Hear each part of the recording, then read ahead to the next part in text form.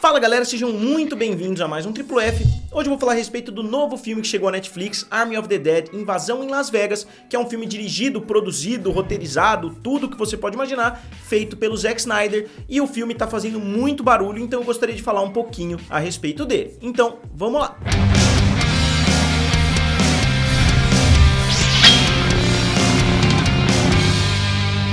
Pessoal, se vocês ainda não são inscritos aqui no canal, se inscrevam, eu tô tentando chegar a 250 mil inscritos, e se vocês ainda não me seguem lá no Instagram, eu tô tentando bater a meta dos 10 mil seguidores para conseguir ativar algumas funções que eu ainda não consigo ativar hoje. Então vou deixar o link aqui do lado e também aqui na descrição. Então vamos lá, em primeiro lugar a premissa desse filme é muito legal, os primeiros minutos do filme na minha opinião foram sensacionais, eu gostei bastante das ideias que ele incluiu no começo, principalmente dos militares transportando ali uma carga perigosa que eles mesmos não sabem o que é, eles começam a conversar entre eles a respeito do que seria, né, pode ser um extraterrestre, pode ser isso, pode ser aquilo, eu achei essa cena bem interessante e a gente vê, né, que por causa de uns acontecimentos ali, eles acabam entrando num acidente e essa criatura que eles estavam transportando acaba fugindo e invadindo Las Vegas e a gente vê uma montagem musical sensacional, né, com Viva Las Vegas e a gente vê como foi o desenvolvimento mais ou menos do que aconteceu na cidade. A gente vê os aviões chegando, jogando bombas, a gente vê eles fechando a cidade inteira com containers, que não é uma forma tão segura assim de fechar uma cidade. Obviamente eles poderiam ter escapado de várias formas, mas de qualquer jeito esse foi o ponto de partida do filme. A gente tem uma cidade, né, a cidade de Las Vegas, que está completamente isolada do resto do mundo, e a gente está vendo do lado de fora discussões sociais a respeito do que está acontecendo lá dentro e o governo querendo simplesmente explodir Las Vegas para resolver a situação.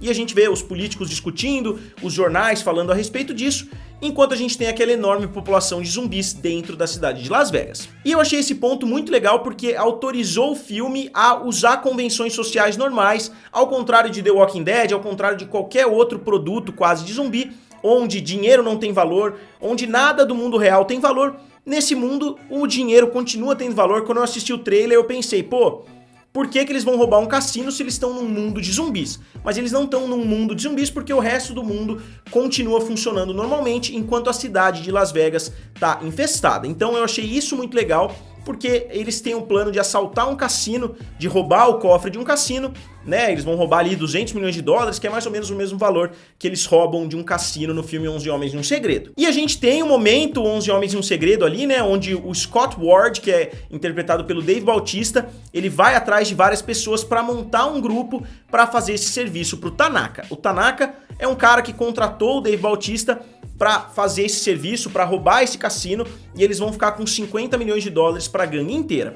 E pessoal, só lembrando vocês, se vocês ainda não conhecem o site Pele de Cordeiro, eu vou deixar o link aqui abaixo, www.peledecordeiro.com.br, tem camisetas, tem moletons da Marvel, da DC, de Dragon Ball, como vocês puderam ver aqui, então tem muitas coisas legais que vocês podem acessar através do link aqui na descrição. Então até aí, pra mim, o filme tava indo num caminho muito bom, até que a partir do momento que eles entraram na cidade, a partir do momento que eles entraram em Las Vegas, eu acho que o filme já começou a desandar um pouco. Antes mesmo deles entrarem, já tem uma situação envolvendo a filha dele que eu não gostei tanto, envolvendo pessoas refugiadas, que eu acho que eles acabaram simplesmente jogando para escanteio durante a maior parte do filme, e isso voltou a ter uma importância muito grande lá pro final do filme, então eu acho que eles poderiam ter cortado completamente essa história dos refugiados, ou eles tinham que ter entrado mais de cabeça nessa história, porque eu acho que acabou ficando meio a meio, né? Eles não quiseram se comprometer muito, entrando muito nessa parte, mas eu acho que acabou ficando tão fraco que o filme no final, né, acaba girando em torno dessa refugiada e foi uma personagem que eles nem tentaram trazer uma personalidade pra ela, foi uma personagem que poderia muito bem se chamar no filme Refugiada 01, porque ela não tem personalidade nenhuma, então o clímax do filme girar em torno da personagem dela, eu achei que foi muito fraco. E eles acabam entrando na cidade através de uma coiote, né, que ajuda a entrar dentro de Las Vegas, porque as pessoas estavam entrando para roubar máquinas de slot ali, eles roubavam um pouquinho, 5 mil, 10 mil dólares, e saíam. Algumas pessoas que iam, obviamente, não voltavam, porque a cidade tá literalmente infestada de zumbis, mas eles entram por uma entrada bem fácil ali, né? Não tem como os zumbis ali não terem encontrado aquela saída. Eu não acho que fez tanto sentido assim a forma, inclusive a mulher entra junto, eles não explicam muito bem quem tava ficando do lado de fora pra manter a segurança daquela entrada, e a gente vê logo de cara que alguns zumbis, principalmente os zumbis que foram transformados ali pelo Alpha, né, que é o zumbi original que estava sendo transportado lá pelos militares, eles têm um raciocínio praticamente humano, só que eles têm super força, eles têm uma velocidade um pouquinho maior do que o normal, o que pra mim não fez tanto sentido, porque como eu disse, eles estavam sendo mantidos dentro de Las Vegas por somente algumas caixas, né, 2 containers, um em cima do outro, então seria extremamente fácil. Inclusive tem uma cena, a primeira vez que a gente vê o Alpha dentro de Las Vegas, né, nessa situação deles entrando, a gente vê ele no alto da Torre Eiffel lá, né, daquela torre que tem em Las Vegas. Então se ele conseguir escalar a Torre Eiffel, porque ele não simplesmente escalou as caixas ali e foi embora de Las Vegas junto com os outros alfas, né? Junto com os outros que estavam também com raciocínio. Eu acho que isso não fez tanto sentido. Eu acho que eles poderiam ter feito um esquema muito mais, né, talvez uma barreira muito mais fortificada que explicasse por que eles não conseguiram escapar. E o grupo em si, né, que é formado pra invadir Las Vegas, eu gostei bastante. Eu acho que a química entre eles rolou muito bem. A gente tem o Scott Ward, né, interpretado pelo Dave Bautista, a filha dele, que eu não gostei tanto assim, mas não foi culpa dela, né, a atriz fez um trabalho muito bom. Eu acho que o roteiro não ajudou muito o desenvolvimento da personagem, principalmente pelo que ela faz, né, no final. E quem roubou a cena pra mim, né, no decorrer do filme, dentro dessa gangue, foi o Ludwig Dieter, e o ator que interpreta ele é o Matthias Scheinhofer. Ele é muito engraçado em vários momentos do filme. Eu acho que ele trouxe um pouquinho de leveza que geralmente falta nos filmes do Zack Snyder.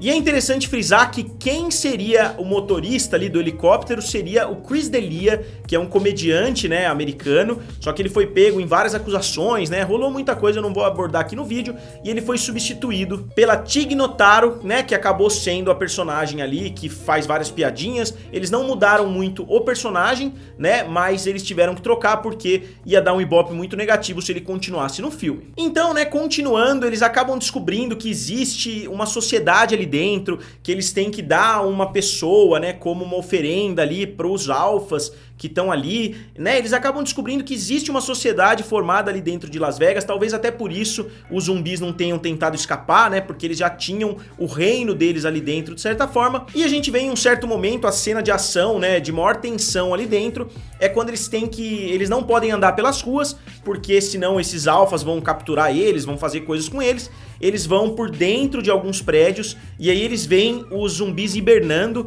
que é uma cena legal. É difícil de acreditar que nenhum zumbi ia estar acordado ali dentro, né? Eles funcionam quase que como uma colmeia, né? Parece que se um acorda, todos acordam, se um tá dormindo, todos estão dormindo.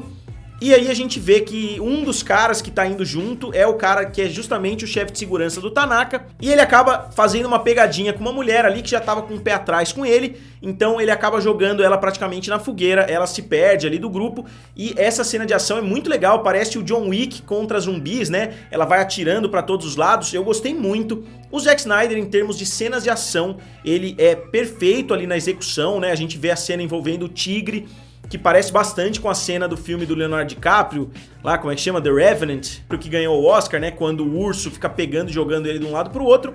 Eu gostei muito do tigre, ele sempre aparece em momentos ali de grande tensão. E ele tentou dar uma puxada também um pouquinho mais pro lado de Game of Thrones, né? Porque a gente tem os líderes, né? Tem os alfas, mais ou menos como a gente tem os 4 cavaleiros lá no Game of Thrones. E a gente tem um exército de zumbis que não pensam, né? A gente tem aquela dinâmica de ter alguns zumbis mais fortes, outros zumbis que fazem parte daquela multidão que só vem pra morrer praticamente, né? Porque as cenas de ação mesmo geralmente envolvem os zumbis mais fortes. E outra cena muito boa é a cena da morte da Maria Cruz. Foi muito surpreendente, eles conseguiram criar um momento muito forte entre a Maria e o Scott Ward, só pra acontecer uma grande tragédia, né? A gente vê o monstrão chefe, né, o Alpha, entrando e simplesmente matando ela como se não fosse nada. Eu acho que não é nem o Alpha nesse momento, acho que é algum dos outros, né, daqueles outros que também eram mais fortes, mas foi uma cena muito legal. A gente vê, né, o sentimento do Dave Bautista, que por sinal eu gostei bastante nesse filme.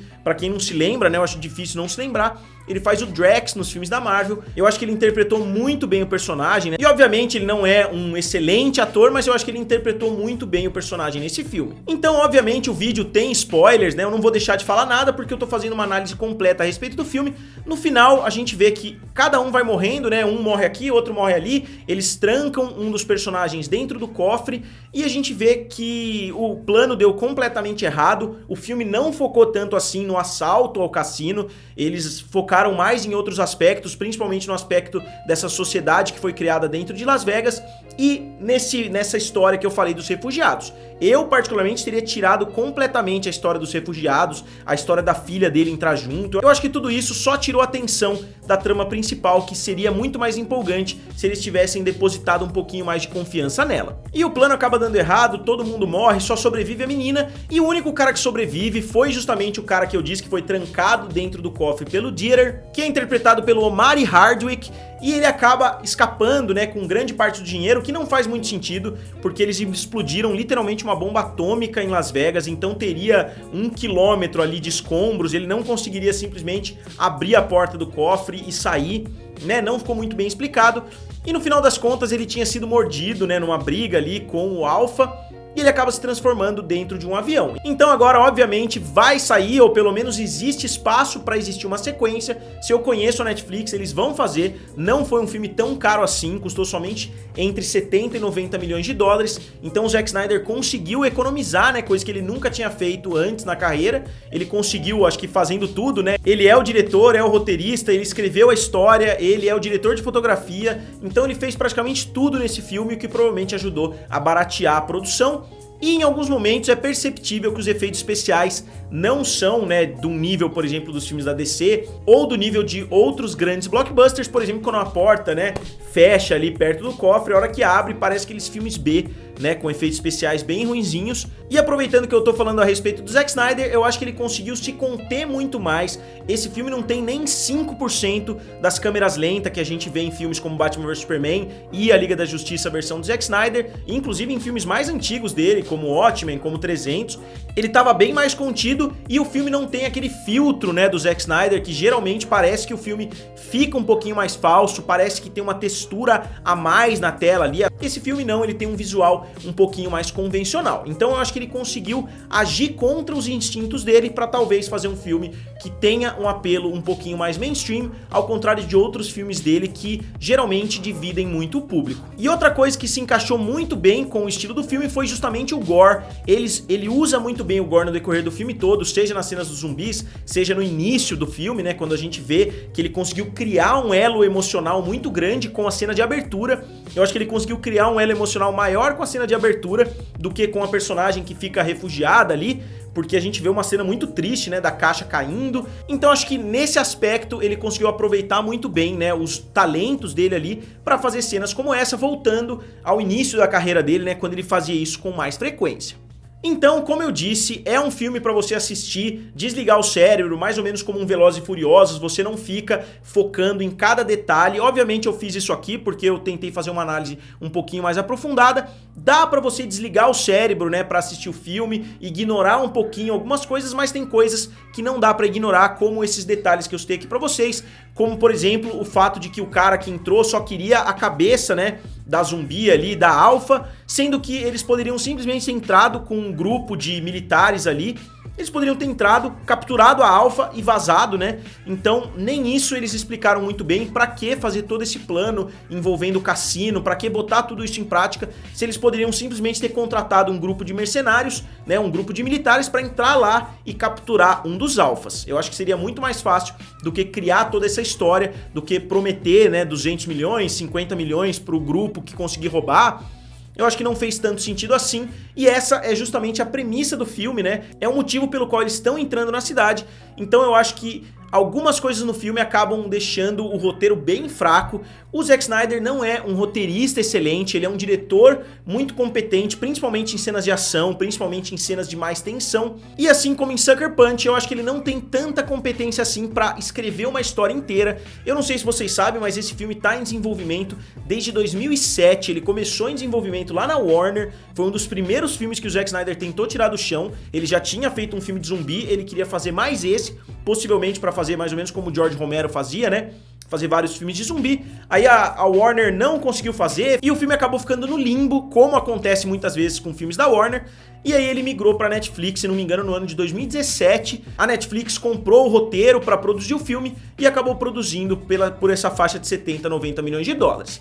Então, ele conseguiu finalmente realizar o sonho de fazer esse filme, o que provavelmente foi um ponto positivo, né, porque ele já tinha muito mais nome, muito mais tecnologia pra fazer um filme como esse. Mas de qualquer forma, o filme tem cenas de ação muito sólidas, o filme tem um desenvolvimento até que legal, né, se você ignorar esses detalhes que eu falei, até dá pra você aproveitar bastante, e atuações bem convincentes, além de uma direção muito competente, como sempre, do Zack Snyder. Então, eu não diria que o filme é ruim, eu diria que o filme é de razoável pra bom. Eu daria uma nota 6,5, no máximo 7 pra esse filme, considerando os pontos positivos e considerando que saiu na Netflix, então você não tem que pagar. Se eu tivesse ido assistir esse filme no cinema, talvez a nota fosse mais baixa, mas como eu já assino a Netflix de qualquer jeito, foi um filme que eles adicionaram, então não foi uma experiência ruim, eu não posso falar que eu não me diverti assistindo o filme, então daria pra ele uma nota 6,5. Então pessoal, agora como sempre eu gostaria de saber de vocês, o que vocês acharam do filme Army of the Dead, do diretor Zack Snyder, e o que vocês esperam do diretor daqui pra frente. Digam aqui nos comentários, curtam o vídeo e se inscrevam no canal. Valeu, e nos vemos em breve.